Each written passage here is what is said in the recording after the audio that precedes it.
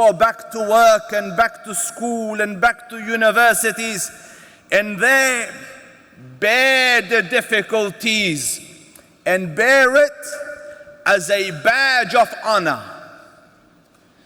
So you're at uni and maybe there's not adequate places to pray, and maybe there's peer pressure not to pray, and maybe it would look awkward. Bear it, dear one. Say, nah, I'm praying. And Allah will honor you at the very least with this. You will have children someday. Allah bless them for you. You will say, sweetheart, your father was one that used to pray in the oval when everyone else was watching, walking by, and I was unfazed. Do you know the type of confidence and legacy and pride and heritage that will create in the next generation?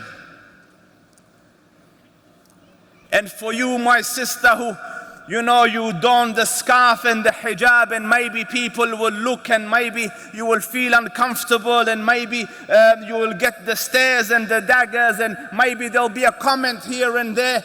Bear it, my sister, bear it.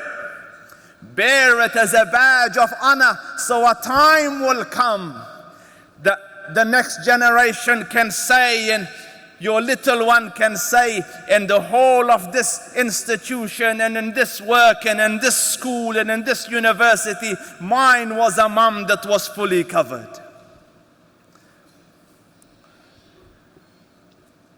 Honor.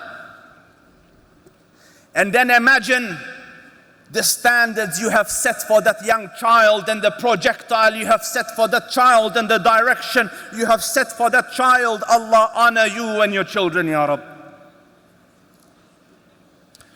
So difficulties will come.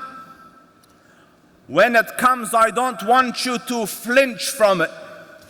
And at the same time, I don't want you to look for it. Because silly. You know, I'm walking around looking for difficulties. Habibi, I haven't told you that. But when it comes, bear it.